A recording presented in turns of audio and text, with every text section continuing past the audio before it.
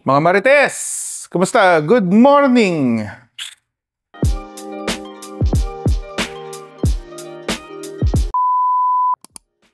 Hello. Nagre-record na yan? Yeah. It's Good Friday today and we are recording a vlog for updates ng aming bee house. Bee. Ito ba ang bee? Bee yan. So we went up here to the house to see the developments and walang traffic. So we decided to drive up here. This will be one of the last few videos. Makita nyo na bare pa yung aming mga walls and floors kasi malapit na na-deliver na finally ang aming tiles from Dexterton. So we're excited. Itong bare na flooring na yan, nakita nyo, last na yan. Next time, ano na yan? May mga tiles na yan. Now you can see that we are here in our lower ground floor. We barely really take videos here kasi for the past months, lahat ng mga workers, parang nandito sila. But I think during the first few videos that we had, ito rin yung mga unang nakikita lang ng mga tao kasi laging puro scaffolding sa taas. But now, ang daming nag-iba, ang dami na rin nagbago sa plano dito sa lower ground floor. So, let us take you around and so you can see the developments here on the lower ground. Okay, so itong area na to, ito yung parang utility room namin. Dito lalagay yung generator kasi nasanay ako magte-10 years na nakatira sa condo, konting brownout lang, may generator na umaandar agad sa condo. It's going to be my first time na homeowner? House owner? Ano ba tawag dun? So kailangan may generator tayo para ready tayo. You have to remember, Antipolo, medyo bundok to. Baka mamaya pagka konting bagyo lang, dami mahulog ng mga puno-puno. Kailangan ready tayo for any emergency. So yung mga utility box namin, everything will be here dito sa aming utility room. This is our 2-car garage. Pero, para matapos tong bahay, I had to sell 1 car. So, 1 car na lang ipapark namin dito. Pero kasya naman ng 2 kotse. It's going to be on top of our cistern. We are going to be installing here, tawag dun, pavers? Para, yun ang dream namin dito. Tsaka para makapit, kasi may slight slope siya paakyat going to the main road. So, ito rin yung cistern namin para may storage lang din tayo ng water and sewage. Nga ba? Hindi ko alam. This area, request ni Trixie, this is our Mudroom. Mudroom. What is a mudroom? Usually kasi in the US, yung mudroom, very important. Pagka galing sa garahe, may parang ante-room pa where you put your jackets, your boots. Kasi for weathers dun di ba? Naisip namin, that's actually a very useful room. When we started planning for the house, it was during the pandemic. So, naisip namin na syempre, di ba, safety first, kailangan maghugas muna. I mean, we're now in the post-pandemic era. Disinfecting ba muna? Yeah, diba? so bago ipasok, clean first. We still wanna do the mudroom kasi naisip namin, kung ano pa mga grocery, di ba, dito na isusort lahat kesa yung aakit pa isa-isa because nandito din sa lower ground level yung dirty kitchen. So, parang alam namin kung ano yung dito. Maglalagay ako ng mga chest freezer. So, yung mga long storage na gamit, dito na rin. Dito din yung area ng laundry and a lot of storage kasi marami kaming gamit. Ito rin yung ilalim ng aming courtyard, indoor courtyard. Nag-isip pa kami kung anong indoor na puno ang pwede itanim para all the way to the second floor of our house. Suggest naman kayo sa comments kung ano ang okay na puno na itanim. Someone suggested we plant yucca plants or yucca trees kasi nakaka-survive daw sila sa init and madali lang sila i-maintain but we still don't know what to put there. So, umulan ng malakas bago kami pumunta dito kanina, So napansin namin nung winalis yung tubig na nag-pool doon sa parang entrance namin, nagkaroon ng waterfalls. Now, I think delikado yan. So, it's one of the things na indicate namin sa aming contractor and architect. Mukhang kailangan may parang parang kanal or parang outlet ng tubig, excess water from the top para hindi tumulo down the stairs. Kasi wear and tear, baka masira yung tiles mo. Kahit sabihin mong outdoor tiles yung kakabit natin, na we coordinated with Dexterton nasabi namin kapag sa labas, yung pinaka non-slip tiles kakabit natin, pati sa kitchen namin, delikado pa rin yan.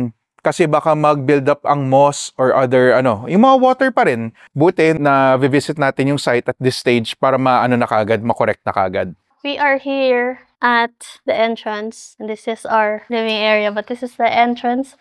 So, ito yung medyo bumaha. So, kailangan lang namin ma-figure out yung baha.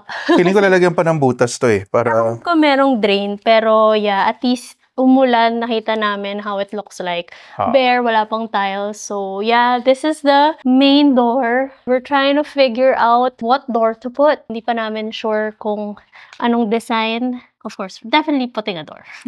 Yung salamin naman namin dito, sliding to, no? Why we put sliding? Because, just in case may mga guests, para tuloy-tuloy, mahangin dito sa lugar namin dito sa Antipolo. So, gusto namin tuloy-tuloy yung airflow. Papasok ako nung bahay.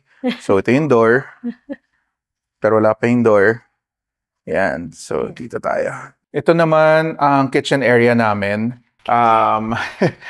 Yes, I know, it's really big. It's huge! It's huge. It's gonna be a huge kitchen. Parang show kitchen siya. Yung design niya, we are really going for an open format, yung buong ground floor namin. Yung tuloy-tuloy, bale, kita yung from yung sala namin to the kitchen, all the way to the dining area.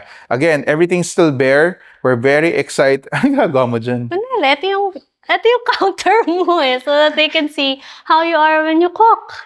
Okay, so as you can see, it's all bare. Very excited to have Dexter Ton bring some life into our flooring, especially in our walls. Well, yung walls, not all will be tiles, no? Some will be paint. No, it's all paint for the walls here in the ground floor. So it's all gonna be paint. Upstairs, it will be tiled. Baby, it's so big. So, And no, seems to be the problem. No. Parang at least yung masushoot natin sa content mo, malayo nga. I mean, may space. Kunwari, magluluto ka. Kunwari, ito yung counter ko. Yan. So, ito yung kitchen ko sa likod. So, ganyan ako magluto. Parang nagmamasahe lang. Sobrang laki. This is the... Tree. Here. Dito, pantry namin to. So, it's an enclosed area because kaya naka-lock, nandito yung mga power tools ng construction namin. Dito nila nilalock. Kasi this is ready to go. Naglagay kami ng pantry para hindi yung halos linggo-linggo nag-grocery kami. So, may mga pang storage. So, you guys might not be able to appreciate it, but this is our living area. It's right beside the kitchen. It's ample space, but yeah, the kitchen is the heart of the house. This living area, feeling ko sakto lang din siya because there's a lot of space, not just here where the couch will be. Yung couch, may extra pa din. Na-imagine ko na nakaupo dito. Bakit ganyan? Or nakahiga. We still don't know which couch to put. So, may mga nakita na kami in a store, but we'll see. At this point, parang everything and anything goes kasi parang kung ano man yung babagay na furniture sa bahay with all the decorations and stuff. So, this is our courtyard. Diba? Hanggang sa taas, makikita nyo yan. So, medyo... I think ma-appreciate lang talaga natin siya kapag may plant na. Well, puro jealousy ang ilalagay dyan sa gilid. This will be the dining area. Tuloy-tuloy siya hanggang sa labas, no? Na-imagine kasi namin, well, we don't have super huge families. Like, si Trixie, only child nga yan, eh. Ako, child actor. Joke lang. Pero yun nga, kung may mga bisita, our families want to come together, we have a feeling we'll have to open up our dining area all the way to yung parang mini garden namin sa labas. So that's why it's set up this way. Yeah, so we'll put a deck outside. There will be outdoor seating, then indoor seating. Then somewhere here in the dining, we'll put a console and a TV, I guess. But after the dining is gonna be the movie area. If you notice, this area is a bit sunken, no? Dream ko kasi ever since yung parang sunken ba tawag? Sunken design yung seating arrangement ko in a room, either my living room. So sabi ko, the best way to do it is here. Dito sa aking mini theater room. I don't have a man cave. Ito na yung closest thing I have to a man cave. I love watching TV series, movies. Feeling ko ilang beses akong pupulutin ng asawa ko dito na nakakatulog overnight while watching. I don't know what to put here in this wall. We're probably doing a widescreen, a huge LED. I heard it's crisper and better than having yung pull down na mga projector. But change my mind, guys. If you feel mag-projector ka pa rin dyan. Ang kasya raw dito mga 75-inch, 85-inch TV. Magkano na ba yun ngayon? Baka mamaya yung budget ko pang 42-inch. So, ganito lang siya. I don't know, guys. Tagal na hindi bibili ng TV. So, as you can see, the house is an open format coming from the dining area and then yung kitchen and then the living areas there. So, when guests come in or when we go in our house, kitang-kita namin lahat ng nangyayari. So, when we have people over, parang hindi rin siya yung tipong, oh, nasan si ganyan, nasan si ganyan. Because you see everyone here when they come in. Open format ba yung pag nagre-retreat kayo tapos nag-iiyakan kayo, kukwentuhan? O open forum pala? Nag-iiyakan? Pa kami. Kasi naway mo ako nung dati. Lagi kang nagpapaiyak. Hindi ako yung Ano? umiiyak. This is our master bedroom. Na against the light. Kasi hindi kami kita. Pero kasya daw dito ang king size bed. Ay, isa pa, ulit. This is our master's bedroom. Take 2. Hopefully, kasya ang king size bed dahil yun ang sukat ni architect. Ilang beses nating sinukatan. What you see here is the wall where we will mount our TV, and there will be a console here and there. Naka-cove lighting tayo dito sa ceiling. So, yan, makita nyo parang drop ceiling effect siya. Para yung ilaw, yung parang nandun sa mga kanal, para romantic. Alam niyo naman, pag bedroom. Dito nakalagay yung aming bed. Tapos, noong una, dapat wood yung gagawin naming flooring nung namin. Buong second floor, yung bedroom, all the way to the 3-bedroom lang kami, by the way, for those asking. Kala nyo kasi mansion pinapatayo namin. May nagsabi, 6 bedrooms ba yan? 3 lang. Yung isa, masters. Yung isa, Yung dalawa, malamang gym ko yung isa. extra bedroom. We have an office, we have a movie room. So yun, may mga extra bedroom lang for guests or whatever. So dapat, kahoy talaga yung buong second floor namin, yung flooring, no? Pero na-realize namin, mahirap kahoy pag may pet ka na mahilig magkalmot yung aso namin, no? Mahilig mag-scratch. So, again, Dexter Ton to the rescue. Yes. Magta-tiles ulit kami dito. Na dapat magkakahoy talaga kami. Tapos, Buti na lang, Buti- na-realize namin, teka muna. kasi yung contractor namin has a dog as well. Tapos, sabi, Yes. And even our friend, ang sa akin yan, nag-call out sa akin yan, good friend, si Enrico Villanueva, no? He visited the site. Sabi niya, Ed, paano ka magkakahoy? Delikado. Yung aso nyo, kakalmutin yan. So, good job, Hen, na suggest mo yan. we'll show you the best view in the house. This is the best thing that we built in the house, aside from the whole thing. Us waking up to it every day. Oh, So, yun. Eto. This is the Geo Reserve of our village. Do you know what the Geo Reserve is for? I don't. I will Google it for you guys later. Ang kagandahan yan, hindi matatouch yung forest na yan. They won't be able to touch it. It will just be there forever. And that will be our view forever. This mountain over there. Di nyo lang ma-appreciate lang right now. The video you can see scaffolding, but you can see the sunset. It's really nice. Hopefully there are flame trees or fire trees, because we've seen them Hindi season ngayon, summer. in the village a lot. So sana kita Meron. sila dito. O yan. Imaginein mo na, kunwari, nagkakape ka, tas nakikichismis ka sa mga kapitbahay. Mga Marites! Kumusta? Good morning! Here is our walk-in closet. When she says ours, it's probably hers.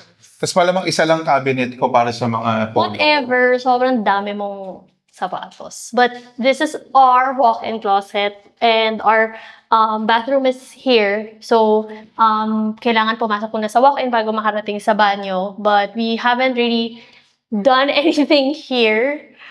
Very simple lang. As you can see, may mock-up dito. But I think this is just really all of her stuff. I hope kumasya na. Kasi may iyak ako kapag hindi pa rin siya kasya. Kasya yan. Kasya yan. Okay, so this area used to be part, ito, nasa na ako. Dapat sa labas talaga to ng bahay. And ito na yung wall. And then na-realize namin na, wait. Baka pwede pa siyang extra area sa bahay that we could put like seating and all that. We decided to put a sunroom. But I'm not sure if the sun really, para tumatama dito yung sun. The sunroom. The sunroom. So, yeah. But either way, I think, kasi yung east, this is east. Pag ganun yung araw sa umaga. So, I think dito is the sun in the afternoon. Pwede siyang area where we can read a book. Paggabi, it's the moon room. Okay. Actually, ang ganda ng sunroom na parang extra lang if like, people so we can eat here. You guys saw a very quick tour of the bee house. Medyo we're getting there. Alam ko, it's been almost a year and a half now of waiting, of being patient, of course, gastos. But, you know, we've had a lot of partners help us through this journey. Primarily, Number one, Dexterton. We also have partners with our architects, our engineers, and our contractors. And all our family and friends who have been sending us words of encouragement kasi it's not easy. malayo ba? Actually, when you Not guys easy. saw the house now, yung kanina nung inikot namin kayo, it's really far from done, but it's far from where we started. So at least there's that progress. So a lot of people have been asking us lagi, parang, how's your house? Kamusta yung bahay? And we're like, yeah. Abot yan. Yan, but we are really delayed from our timeline. But what's important is that we are moving and there will always be delays in construction. Sabi nga, like, but we are still blessed that it's moving. There's progress. So hopefully there is a lot of progress again for the next few weeks because we are now waiting for the tiles to be installed. I think some of them have been delivered already. May iba ikakabit na lang. And then after that, yung mga nitty-gritty finishing and interiors na lang. So, yeah. Pahabaan ng pasensya. Make sure you have enough Money! budget to get it through. But if you don't have enough budget, sell your assets. That's what I did. You'll make a way. Thank you to Uniqlo, by the way, for my UT shirt. No, it's a Chaos Sesame Street collab. Mga 2-3 years ago na yata to. Na-plug ko pa. Syempre, Uniqlo Philippines, the best. Number 1. Yes. So there, hopefully in our next video, mas marami ng updates and progress na makikita nyo sa bahay. But we are happy to share na ang dami na rin nangyari sa bahay ngayon. And hopefully tuloy-tuloy na siya. And see you guys in our next video. Bye!